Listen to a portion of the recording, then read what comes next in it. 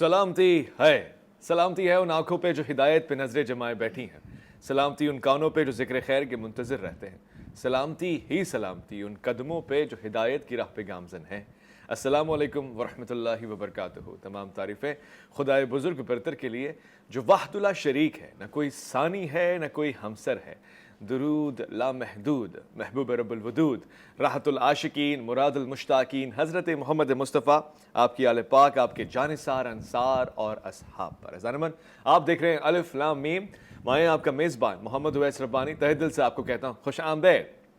क्या वजह है कि आजकल बड़े सारे मामलात ख़तरात की तरफ जा रहे हैं, ख़ास तौर से जब हम इज़्दिवाजी ज़िंदगी की बात करते हैं। हमारे यहाँ ख़ुद इस्लामी जमहूरिया पाकिस्तान में अलमारूफ रियासत मदीना में अब घरों के मामलात भी बिगड़ते जा रहे हैं। कितने ही तलाक़ के ऐसे मसाइल हैं जो आए रोज़ बढ़ते जा रहे हैं, चाहे वो उलमाए कराम हो या वो निकाह खां हो जिनके पास आप फॉर्म लेके जाते थे निकाह के लिए, अब ज़्यादातर फॉर्मों के तलाक़ के मसाइल के चल रहे हैं। इसी तरह कोर्ट में खुला के केसेस बहुत ज़्यादा है। हम तलाक़ से क़त्ल नज़र एक बुनियादी बात आज करना चाहते हैं, कहीं कुछ उसूल तो नहीं है, हर चीज़ के लिए कुछ ट्रेनिंग ज़रूरी होती है, हर बड़े काम के लिए कुछ सीखना ज़रूरी होता है, कोई वर्कशॉप होता है, कोई तरबियत होती है, मगर शादी और इज़्दिवाजी ज़िंदगी में दाखिल होने से कबल कोई ऐसी तरबियत माशरे की नहीं हो रही है और उसका फ़ुक़दान इस तरह से नुमाया नज़र आ रहा है कि हम कुछ ही लम्हों बाद, आया हफ्ते महीने और सालों बाद ही ये नताइज देखते हैं कि आपस में नहीं बन रही, दोनों के इख्तलाफ इस हद तक बढ़ चुके हैं और अब महसूस हो रहा है कि गलती हो गई है, कोताही हो गई है, कोई गलत फ़ैसला ले लिया है। ख़ास तौर से बेटियों की ज़िंदगी तो ऐसा लगता है वहीं रुक गई है, अब वापसी का कोई रास्ता नज़र नहीं आता। और लड़के भी आजकल, मैं इस हवाले से भी गुफ्तगू करूँ कि बेशुमार ख़ुदसोज़ी ख़ुदकुशियों के मसाइल भी इसलिए हो रहे हैं कि घरेलू ज़िंदगी खुशगवार नहीं है।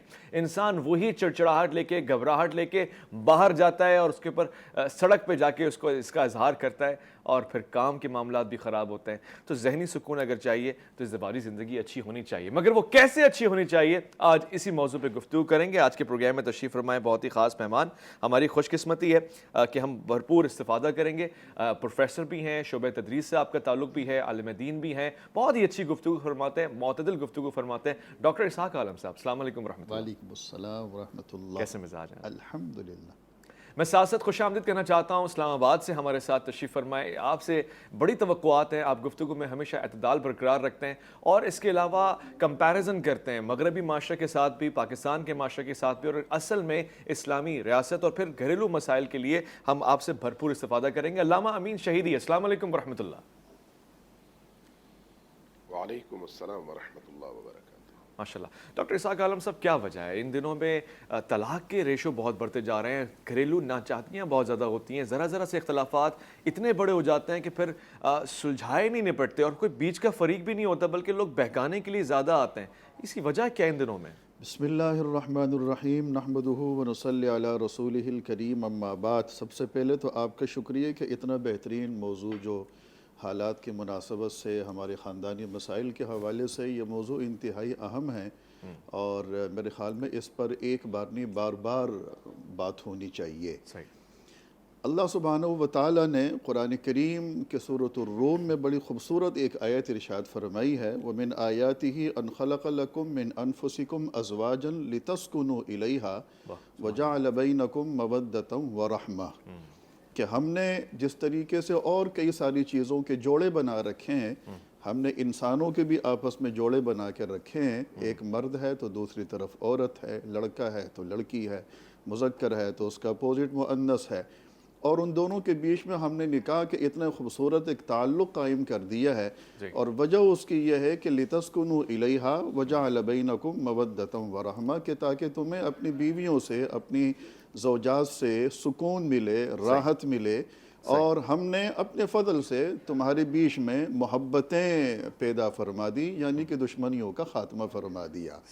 ये तो उस जोड़े का ज़िक्र है कि जिस जोड़े को लेकर आज हम यहाँ बैठे हैं। आपने थोड़ी देर पहले ज़िक्र किया कि निकाह तो हो जाता है, लेकिन निकाह के बाद उसको संभालना इतना मुश्किल हो जाता है कि आज यकीनन तलाक़ के रेशो हमारे यहाँ काफ़ी बढ़ गया है।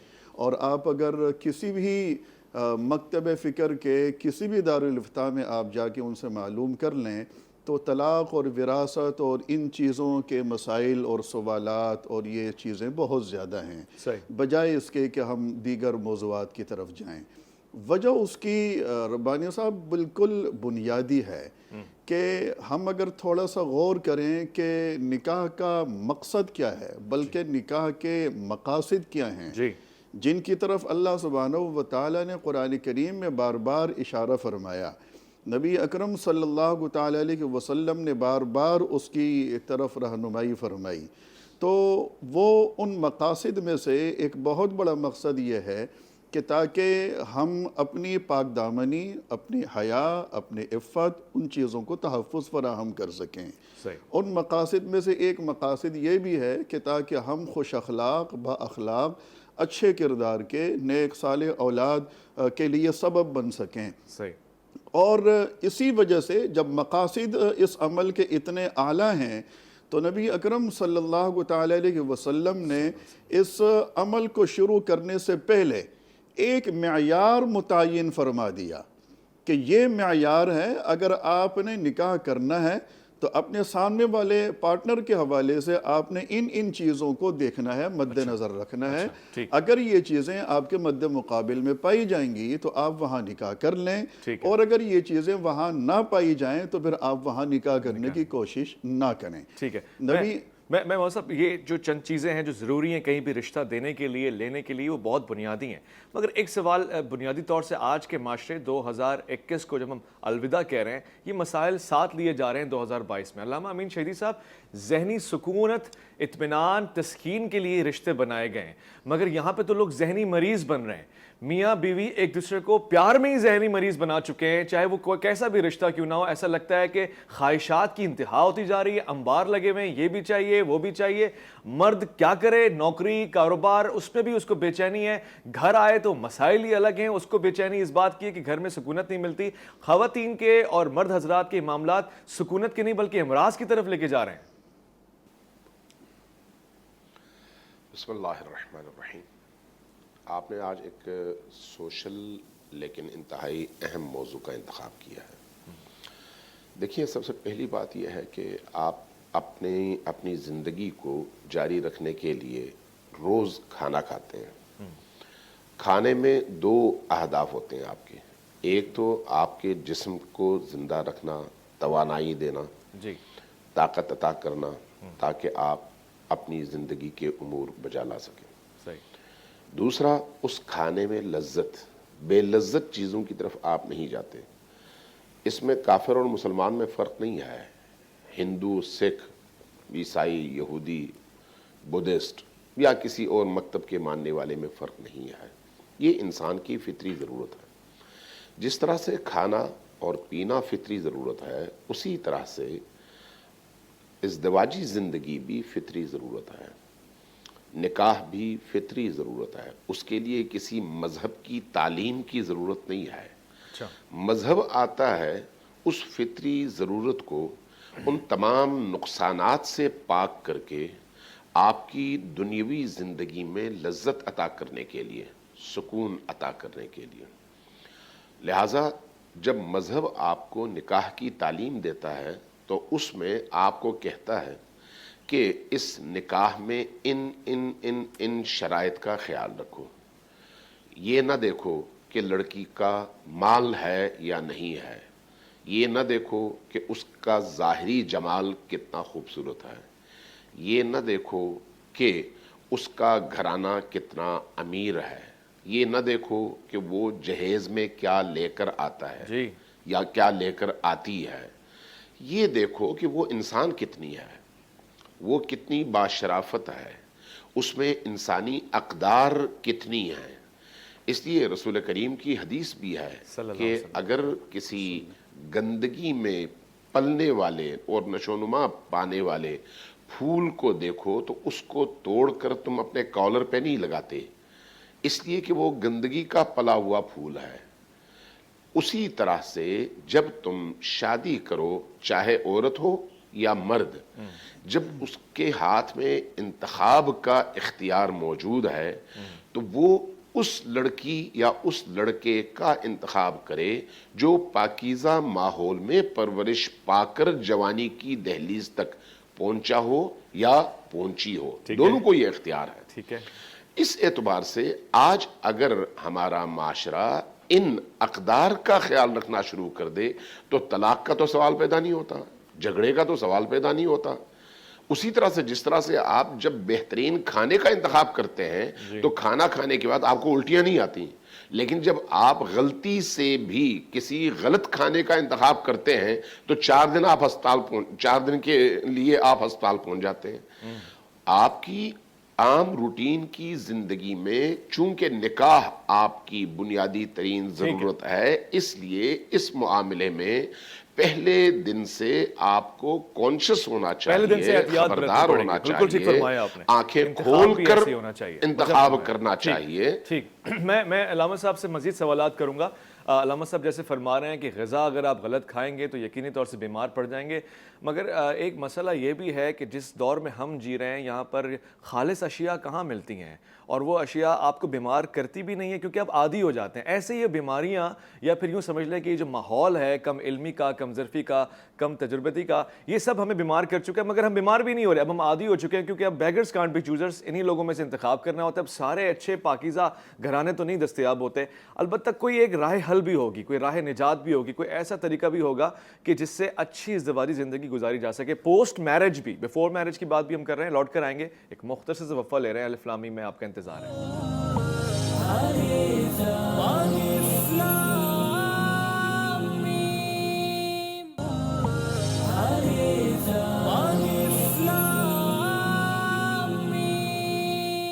الف لام میم میں خوش آمدید۔ ازدواجی زندگی کے حوالے سے گفتگو چل رہی ہے، یہ ٹاپک خاص ہے اس لیے کہ اس ملک میں اور دنیا بھر میں موجود چاہے وہ مسلمان نہ ہو بلکہ کوئی عام انسان ہی ہو، وہ یقینی طور سے شادی اور ان تمام مسائل سے نبردآزما ہوتا ہے۔ شادی ایک اچھی چیز ہے، مگر اس کے بعد غلطیاں جو ہوتی ہیں تو اس کے نتائج بعض اوقات غلط بھی ثابت ہو جاتے ہیں، اور آج کے معاشرے میں یہ مسائل بڑے رونما ہوتے ہیں۔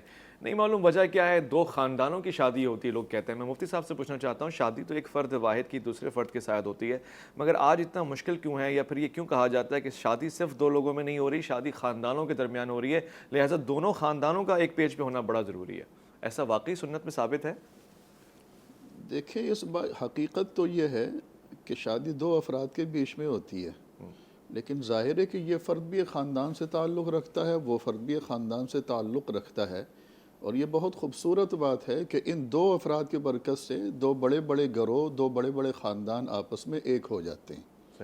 تو اس تناظر میں کہا جا سکتا ہے کہ شادی حقیقت میں 2 افراد کی نہیں ہوتی بلکہ پورے 2 گھرانے آپس میں ملتے ہیں۔ اسی وجہ سے ہم جب دعا کرتے ہیں تو ہم دعا بھی یہی کرتے ہیں کہ اللہ دونوں خاندانوں کو آپس میں مزید قربت نصیب فرمائے۔ لیکن یہ جو آپ فرما رہے ہیں کہ 2 افراد کی ہوتی ہے، زیادہ کی نہیں ہوتی، یہ میرے ذہن میں جو بات آتی ہے وہ یہ ہے کہ شادی کے بعد کے معاملات میں کئی سارے دوسرے لوگ مختلف قسم کی باتوں میں جب انوالو ہو جاتے ہیں تو یہ چیزیں پھر بہت سے لوگوں کو کھلتی ہیں، اور بعض اوقات وہ اچھا ہوتا ہے کہ کھلتی ہیں، وہ کھلنی بھی چاہیے۔ جی، اور کیونکہ ان دونوں افراد کے بیچ میں حقوق کیا ہیں، اب یہ موضوع کافی طویل ہے، اگر میں بہت ڈیٹیل میں جاؤں تو بات کافی لمبی ہو جائے گی۔ اختصار کے ساتھ میں اتنا عرض کروں کہ ہمارے معاشرے میں، مسلم سماج میں تعلیم کی اور تربیت کی کتنی اہمیت ہے، اس کے لیے ہم سرکار دو عالم صلی اللہ علیہ وسلم کی صرف وہ ایک حدیث بھی اگر سامنے رکھ لیں، مد نظر رکھ لیں، انما بعثت معلما، کہ میں ایک معلم کی حیثیت سے تمہارے پاس بھیجا گیا ہوں، اور پھر اللہ کے رسول نے یہ فرمایا کہ تمہارے مختلف قسم کے اعمال ہوں گے، لیکن میزان عمل میں جتنی وزنی چیز ایک مومن کے اخلاق ہوں گے اس سے زیادہ کوئی اور دوسری وزنی چیز نہیں ہوگی۔ تو اس کا معنی یہ ہے کہ ہمارے ہاں تعلیم کی اور تربیت کی دونوں چیزوں کی اپنی جگہ بہت بڑی اہمیت ہے۔ تو یہ جو بات آپ بار بار اس کو پوائنٹ آؤٹ کر رہے ہیں کہ خاندانی مسائل، مشکلات، پریشانیاں کوئی شک نہیں ہے کہ آج کے سماج میں، آج کے معاشرے میں یہ چیزیں بہت زیادہ پھیل گئی ہیں۔ بنیادی نقطے کی طرف اگر ہم دیکھیں تو اس کی وجہ صرف اور صرف وہی ہے کہ جس بچے کے اوپر ابتدا سے ماں باپ کا ہاتھ ہوتا تھا، آج اس طریقے سے ماں باپ کا ہاتھ نہیں ہے۔ اچھا، جس طریقے سے تربیت کے اوپر زور دیا جاتا تھا، اس طریقے سے آج کے سماج میں، آج کے معاشرے میں ہماری اولاد کے اوپر وہ زور نہیں ہے۔ سارا کا سارا زور تعلیم کے اوپر ہے، تعلیم کے اوپر ہے، وہ بھی صرف نوکری حاصل کرنے کے لیے، نوکری حاصل کرنے کے لیے۔ اور پہلے ایک زمانے تک دونوں چیزیں ایک ہی ڈیسک کے اوپر، ایک ہی کلاس روم میں اور ایک ہی گھر کے اندر یہ چیزیں ہوتی تھیں کہ تعلیم بھی ہے، تربیت بھی ہے۔ لیکن آج تعلیم ساری کی ساری اداروں کے حوالے ہو گئی ہے۔ بچہ وہاں پڑھنے کے لیے جاتا ہے، وہ آتا ہے تو 15-20 منٹ کے بعد، آدھے گھنٹے کے بعد ٹیوشن سینٹر چلے جاتا ہے۔ اس کے بعد پھر اس بچے کو اتنا وقت نہیں ملتا کہ وہ ماں باپ کی گرفت میں آ سکے، ماں باپ کی صحبت میں آ سکے، فقدان رہ جاتا ہے۔ جی، فقدان رہ جاتا ہے۔ ٹھیک کہہ رہے ہیں۔ میں علامہ امین شیخی صاحب آپ سے ایک ایسا سوال پوچھ رہا ہوں جو شاید ہی نیشنل میڈیا پہ پوچھا گیا ہو، اور ببانگ دہل یقینی طور سے سوال بھی ہے، اس کا جواب بھی یقینی طور سے ایسے ہی آئے گا۔ یہ انٹرا کمیونٹی میرجز جو ہوتی ہیں، اسلام اس کو کس حد تک اپریشیٹ کرتا ہے؟ کوئی سندھی پنجابی کے ساتھ، پنجابی پٹھان کے ساتھ، مختلف قومیتیں، مختلف قبائل اگر اپنے قبیلے سے باہر نکل کر شادی کرتی ہیں تو کیا یہ معیوب سمجھا جاتا ہے اسلام کی نظر میں، یا پسندیدہ ہے، مستحب ہے؟ دیکھیے، شادی کے لیے بنیادی طور پر اسلام نے جس چیز کو معیار قرار دیا ہے وہ ہے تقوی، پاکیزگی اور دلوں کی نورانیت اور الہی اقدار کا حامل ہونا۔ اس کی راہ میں رنگ، نسل، علاقہ، جغرافیہ، زبان، یہ چیزیں رکاوٹ نہیں ہیں۔ ہاں، اگر کلچر کے ڈیفرنس کی وجہ سے ہم آہنگی پیدا ہونے میں مشکل ہوتی ہو تو اس صورت میں آپ کو وہ رستہ اختیار کرنا چاہیے یا اس رشتے کی طرف جانا چاہیے جہاں پر ہم آہنگی زیادہ ہو، چونکہ شادی مستقبل میں ایک پوری نسل کی تعمیر کی ابتدا ہے۔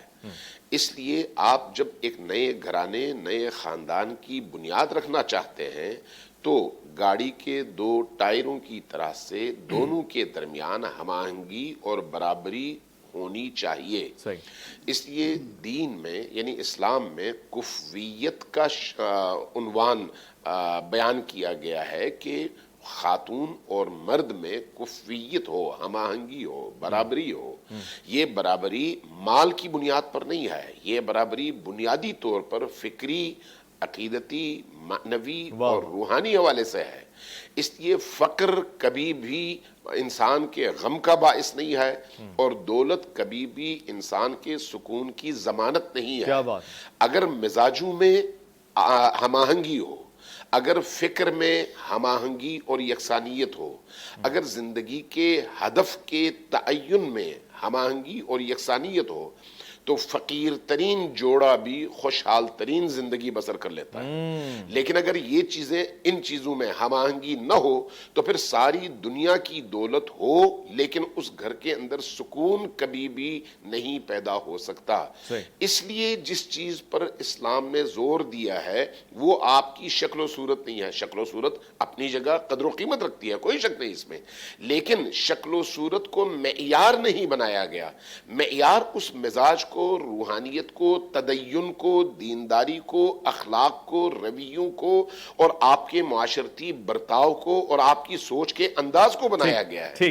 لہٰذا اگر لڑکی انتخاب کے موقع پر ان معیارات کا خیال رکھے، لڑکا بھی انتخاب کے موقع پر انہی معیارات کا خیال رکھے تو طلاق کی بات کہیں پر بھی آپ نہیں سنیں گے۔ لیکن جب یہ چیزیں نہ ہوں، صرف اور صرف ظواہر ہوں اور صرف مغرب کے دیے ہوئے معیارات ہوں، اونچی بلڈنگ، بڑا گھر، بڑی گاڑی، دولت اور حسن و جمال اور میک اپ، جب ان چیزوں کو آپ معیار بنائیں گے تو اس معیار کے پیچھے جو بے سکونی ہوگی، اضطراب ہوگا، وہ اضطراب بھی آپ کے گھر میں منتقل ہوگا اور وہی اضطراب آپ کے گھر کو توڑنے اور طلاق کا باعث بنے گا۔ بالکل بجا فرما رہے ہیں۔ لہٰذا وہ جو اصل باتیں ہیں، معیارات ہیں، ان کی طرف آنے کی ضرورت ہے۔ میں ڈاکٹر اسحاق عالم صاحب یہ سوال بھی آپ کے سامنے رکھنا چاہتا ہوں۔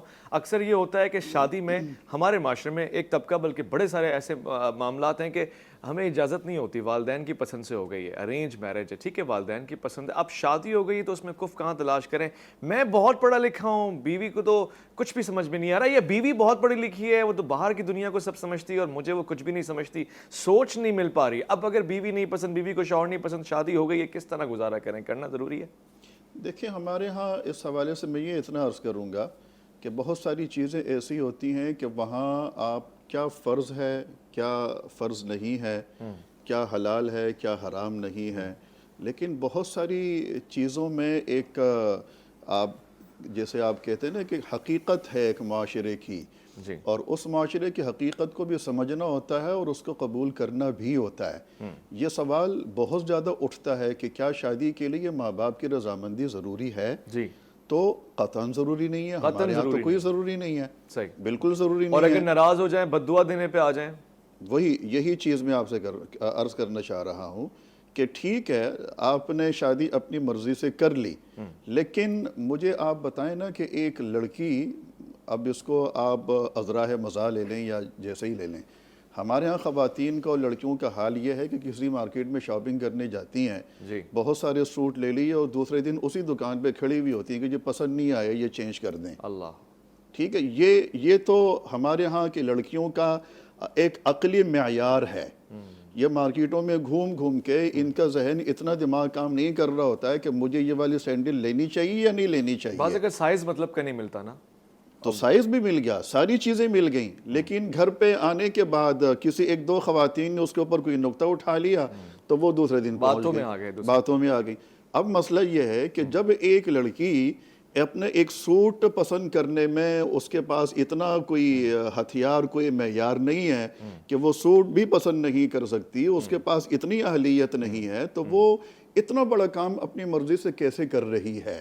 تو لہٰذا جہاں ہم اپنے ماں باپ سے بہت ساری چیزوں میں مشورہ کرتے ہیں کہ ابو میں نے تعلیم کہاں حاصل کرنی ہے, ابو میں نے ٹیوشن کہاں لینی ہے, ابو میں نے فلاں کام کہاں سے کرنا ہے, تو شادی جیسی اس کے لیے ماں باپ کو نظر انداز کیسے کر دیا جاتا ہے. یعنی اس میں آپ مشورہ تو لازمی لیں, بلکہ نصیحت کو مجرب سمجھیں, تجربے کار سمجھیں, اور خاص طور سے ان لوگوں کے لیے جو سمجھتے ہیں کہ وہ عقل کل ہیں. دیکھیں مشورہ تو آپ کو اپنے اصحاب, اپنے دوستوں سے لینے کا بھی حکم دیا گیا ہے, یہ تو بہت اچھی بات ہے, آپس کے مشورے فیصلے کو پختہ بنا دیتے ہیں, مگر حتمی طور سے ناراضگیاں بھی ختم کر دینی چاہیے. اگر ماں باپ نے کسی کو پسند کیا تو بہتر سوچ کے کیا ہوگا, اگر آپ نے کیا ہے تو ماں باپ کو بھی کمپرومائز کرنا چاہیے کہ ٹھیک ہے بچے نے فیصلہ لیا, ہمیں ساتھ دینا چاہیے. ناراضگیاں جنم لیتی ہیں, اس کے بعد کہیں نہ کہیں وہ جو انسان صبر اور برداشت کرتا ہے وہ شادی میں آگے جا کے نظر آتی ہے. تمہارے لیے تو ہم نے ان سے ناراضگی اختیار کی تھی, اب دیکھو کیسے نپٹے. مختصر وقفہ لے رہے ہیں, لوٹ کر آئیں گے. یہ سوال, یہ موضوعات یہ صرف آپ کے لیے ہیں, مجھے یقین ہے کہ آپ لوٹ کر آئیں گے. الف لام میم میں آپ کا انتظار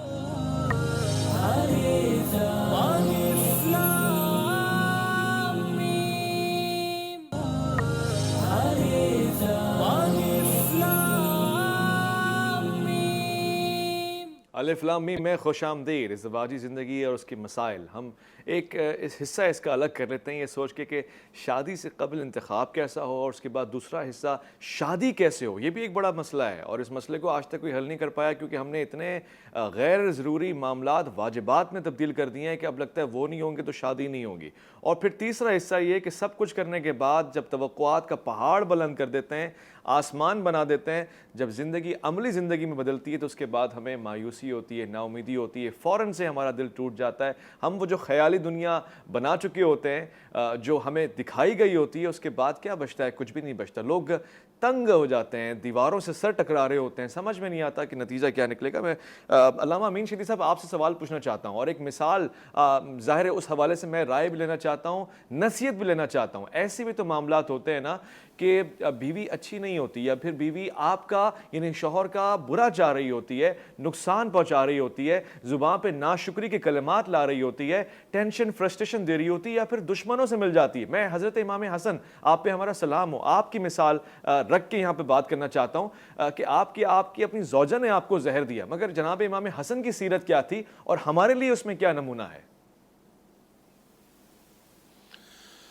دیکھیے, پہلی بات تو یہ ہے کہ میں ایک نقطے کی وضاحت کر دوں کہ مکتب اہل البیت کی تعلیمات کی روشنی میں اگر کوئی بچی بالغ اور رشیدہ ہو لیکن اس کے سر پر اس کے باپ کا سایہ موجود ہو اور باپ اس کی بھلائی چاہتا ہو تو ایسی صورت میں باپ کی ولایت کے اندر وہ بچی رہتی ہے، اس لیے وہ بچی باپ کی اجازت کے بغیر نکاح نہیں کر سکتی۔ ٹھیک، ہاں، خود بچی کی اپنی اجازت بھی نکاح میں سب سے اہم شرط ہے، باپ بھی بچی کی اجازت کے بغیر اس کا کہیں پر نکاح نہیں کر سکتا۔ ٹھیک، اس لیے دونوں کا راضی ہونا شرط اول ہے۔ ہاں، ایک صورت جہاں پر بچی کو کوئی ایسا رشتہ مل رہا ہو جو اس کا ہم کفو بھی ہو اور اس سے ہر سطح میں برابری کا رشتہ ہو، بہترین رشتہ ہو، اور باپ کسی معقول وجہ کے بغیر اس کو ریجیکٹ کر کے بچی کی خواہش پوری نہ کرنا چاہے اور بچی کا فائدہ وہاں پر متاثر ہو رہا ہو تو باپ کی ولایت ختم ہو جاتی ہے، ورنہ باپ کی ولایت موجود ہے۔ پہلی بات اس چیز کا ہمیں خیال رکھنے کی ضرورت ہے۔ ٹھیک ہے، دوسری بات جہاں تک آپ کے سوال کا تعلق ہے، اس میں دیکھیے کہ اللہ تبارک و تعالیٰ نے نکاح کو بہت آسان بنایا ہے، طلاق کو اسی حساب سے بہت مشکل بنا دیا ہے۔ جی، یہ آسانی اور وہ مشکل کیوں ہے؟ اس لیے کہ نکاح فطرت کی ضرورت ہے، فطرت کی جہاں پر ضرورت ہو وہاں پر ہرڈلز کم سے کم ہونے چاہیے۔ طلاق فطری نہیں ہے، غیر فطری ہے، جدائی غیر فطری ہے، اچھا، جوڑنا فطری ہے۔ اس لیے جہاں پر جدائی کی بات ہوگی وہاں پر اس کو اللہ نے سخت بنایا ہے۔ اس بنیاد پر آپ یہ دیکھیں کہ نکاح کے لیے اگر لڑکا اور لڑکی راضی ہوں اور دونوں مل کر نکاح پڑھنا چاہیں تو پڑھ سکتے ہیں، کوئی ان کو مشکل نہیں ہے۔ صحیح ہے۔ دو بول یہ بولیں گے انکحتو اور ادھر سے وہ شوہر کہے گا قبلتو، نکاح ہو جائے گا، کسی تیسرے بندے کی ضرورت بھی نہیں ہے۔ اتنا آسان بنا دیا گیا ہے نکاح کو۔ اس کی وجہ یہی ہے کہ مرد اور عورت دونوں کی فطری ضرورت ہے نکاح کرنا، جبکہ اس کے مقابلے میں طلاق کو شرعی احکام کے حوالے سے بہت مشکل بنا دیا گیا ہے شریعت محمدی میں اور اہل البیت کی تعلیمات کی روشنی میں۔ لیکن اس کے ساتھ ساتھ بدترین حالات میں بھی طلاق کو اللہ نے، رسول نے، ائمہ اطہار نے، دین نے پسندیدہ کبھی بھی قرار نہیں دیا، اس کو مذموم ہی سمجھا۔ یعنی جدائی اتنی سخت ہے، اسی لیے طلاق کے مسئلے کو شریعت نے مشکل بنا کر شرائط رکھ دیں کہ بیوی کو حاملہ نہیں ہونا چاہیے، بیوی جس طہر کے بعد طلاق ہو رہی ہے اس طہر اور طلاق کے درمیان میں انہوں نے آپس میں میل جول نہ رکھا ہو، ہم بستری نہ کی ہو، اسی طرح سے دو عادل گواہوں کی موجودگی میں طلاق ہونی چاہیے، ورنہ طلاق نہیں ہے۔ اس طرح کی اور بھی بہت ساری شرائط جن کے تحت طلاق کو مشکل سے مشکل بنا دیا گیا۔ اب اس سے آپ شریعت کے مزاج کو سمجھیں کہ شریعت نے جدائی کو مشکل بنا کر مرد کو حکم دیا ہے کہ بیوی کو برداشت کرو، تحمل کرو، بردباری کا مظاہرہ کرو، حتی الامکان اس کی خرابیوں کو برداشت کرو، چونکہ یہ چیز دنیا میں اس خاندان کی آبادی کا ذریعہ ہے اور آخرت میں اس کے گناہوں کے جڑنے اور جنت تک پہنچنے کا ذریعہ ہے۔ اور یہی حکم عورت کو بھی ہے کہ اگر شوہر نے زیادتی کی، کوئی مشکل پیدا کر دی تو جہاں تک تم سے ہو سکتا ہے تحمل کا مظاہرہ کرو، جدائی کی طرف نہ جاؤ، کیونکہ تمہارے ہر تحمل کرنے والے ایک فعل کے مقابلے میں تمہیں بہت کچھ ملتا ہے۔ ٹھیک ہے، واضح ہو گیا۔ میں ڈاکٹر اسحاق عالم صاحب، علامہ صاحب نے کتنے قیمتی جواہرات موتی ہمیں عطا کر دیے۔ سوال ہم نے جو پوچھا تھا اس میں بہت خیر و برکت ڈال دی، مگر وہ نقطہ میرا رہ گیا۔ ہم رسالت مآب صلی اللہ علیہ وآلہ وسلم کی سیرت کی طرف دیکھتے ہیں، آپ کس طرح سے پیش آتے تھے؟ کبھی اپنی زوجہ ازواج کی تعریف کرنا بھی تو ایک فن ہوتا ہے، یہ بھی تو ایک نکھار کی صورت بنتی ہے، یا آپ سختی فرماتے تھے؟ کیونکہ علماء تو کہتے ہیں کہ جی شرائط موجود ہیں، آپ اگر نہیں وہ مان رہی تو آپ ہاتھ بھی اٹھا سکتے ہیں، تو کیا گمان کر سکتے ہیں رسالت مآب نے اس طرح سختی اپنائی ہو؟ نبی کریم صلی اللہ علیہ وسلم نے ایک موقع پر صحابہ کرام سے فرمایا کہ تم میں سے سب سے بہترین وہ لوگ ہیں جو اپنی بیویوں کے ساتھ اخلاق میں، رویے میں اچھے ہیں، اور پھر ان سے یہ بھی فرمایا کہ اگر مجھے دیکھو تو میں اپنی بیویوں کے ساتھ تم میں سب سے زیادہ اچھا ہوں، خوش اخلاق ہوں۔ اور یہ جو گھریلو اختلافات ہیں اور کچھ اس قسم کے رویے ہیں، کیا یہ رویے اور یہ چیزیں نبی کریم صلی اللہ علیہ وسلم کے گھر میں نہیں ہوتی تھیں؟ کیا یہ باتیں صحابہ کرام کے گھروں میں نہیں ہوتی تھیں؟ یہ تو اللہ سبحانہ و تعالیٰ کی شان ہے کہ ان گھروں میں بھی اس قسم کی باتیں پیدا فرما دی کہ تاکہ بعد میں آنے والے ہم جیسے لوگوں کی اصلاح ہو سکے اور تربیت ہو سکے. نبی اکرم صلی اللہ علیہ وسلم کے زمانے ہی کی بات ہے، بخاری شریف کی روایت ہے، حضرت عمر رضی اللہ تعالیٰ عنہ گھر تشریف لائے تو زوجہ نے ان سے کوئی تھوڑی سی سخت لہجے میں بات کی. تو حضرت عمر کو یہ بات بڑی ناگوار گزری، کیونکہ حضرت عمر فرماتے ہیں کہ ہمارے زمانے میں ہم تو یہ سوچتے بھی نہیں تھے کہ عورتوں کا بھی کوئی حق ہوا کرتا ہے. یہ تو رسول اللہ صلی اللہ علیہ وسلم کی بعثت ہوئی اور اسلام آیا تو ہمیں پتہ چلا کہ ان کے بھی حقوق ہوا کرتے ہیں جس طریقے سے ہم مردوں کے حقوق ہیں. تو اہلیہ سے کہا کہ تم نے آج مجھے اس لہجے میں جواب کیسے دیا؟ تو اہلیہ نے جواب میں کہا کہ آپ کی بیٹی حفصہ رسول اللہ کو اسی طرح کے لہجے میں جواب دیتی ہیں. اللہ اکبر. تو ان کو وہ بات اتنی ناگوار گزری کہ فوراً گئے بیٹی کے پاس اور بیٹی سے پوچھا کہ میں نے سنا ہے کہ تم رسول اللہ کو تھوڑا سخت لہجے میں جواب دیتی ہو. تو وہ کہنے لگی کہ میں کیا، ام سلمہ بھی اسی طریقے سے جواب دیتی ہے رضی اللہ تعالیٰ عنہ. تو یہ فوراً ام سلمہ رضی اللہ تعالیٰ عنہ کے پاس پہنچے. حضرت ام سلمہ کا مزاج تھوڑا سخت تھا، تو انہوں نے جواب میں حضرت عمر رضی اللہ تعالیٰ عنہ سے فرمایا کہ رسول اللہ کو ہم سے اس معاملے میں کوئی شکایت نہیں ہے، تو آپ تو گھر کے باہر کے فرد ہیں، تو آپ کو کیوں اس بات کی شکایت ہے؟ تو حضرت عمر کہتے ہیں کہ ام سلمہ نے مجھے اتنے سخت لہجے میں جواب دیا کہ یوں سمجھو کہ اس جواب سے میری کمر ٹوٹ گئی.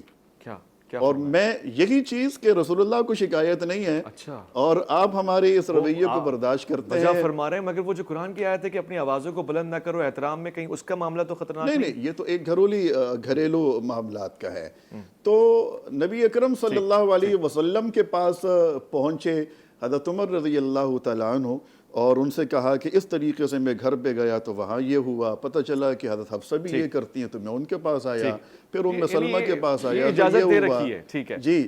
تو نبی کریم صلی اللہ علیہ وسلم نے پھر ان کو یہی باتیں سمجھائیں کہ گھر کے اندر اس قسم کا رویہ ہو سکتا ہے. اب اگر آپ مجھے اجازت دیں تو علامہ امین شہیدی صاحب کی بات کو تھوڑا سا میں آگے وہ آخری دقیقہ بچا ہے میرے پاس، میں چاہتا ہوں اس پہ آپ وضاحت ضرور کر دیں، بتا دیں، مگر اگر کم سے کم جی بالکل کم سے کم اس میں جیسے انہوں نے فرمایا کہ نکاح کے معاملے کو اللہ نے بہت آسان رکھا اور طلاق کو بہت مشکل بنا دیا.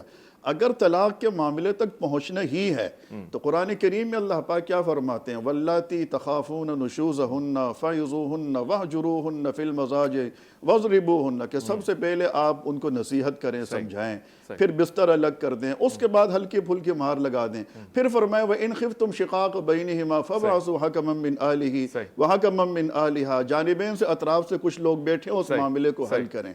اگر پھر بھی نہیں ہوتا تو اس کے بعد دین ہمیں کہتا ہے کہ آپ طلاق کی طرف جائیں. ٹھیک ہے، اجازت دیتے ہیں. بہت شکریہ ڈاکٹر اسحاق عالم صاحب آپ کا، بہت بہت شکریہ علامہ امین شہیدی صاحب آپ کا. خواتین و حضرات آپ کی توجہات کا بہت شکریہ. میرے پاس کچھ بھی نہیں ہے کہنے کے لیے، اس میں سبق بہت ہے سیکھنے کے لیے اور بہت کچھ ہے عمل کرنے کے لیے. اپنا آپ خاص خیال رکھیں گے، اپنے گھر والوں کا. آپ میں سے اچھا وہی ہے نا جو اپنے گھر والوں سے اچھا. لہٰذا اگر غلطی کوتاہی کی ہے، خود بڑے بن جائیں، معافی مانگ لیں اور معاملے کو رفع دفع کریں. اپنا گھر بنائیں، اسی طرح معاشرہ بنے گا اور اسی طرح دنیا جنت بنے گی. اپنا خیال رکھیں گے، اپنے سے بڑھ کے خیال رکھیں گے ملک پاکستان کا. اللہ کی امان میں.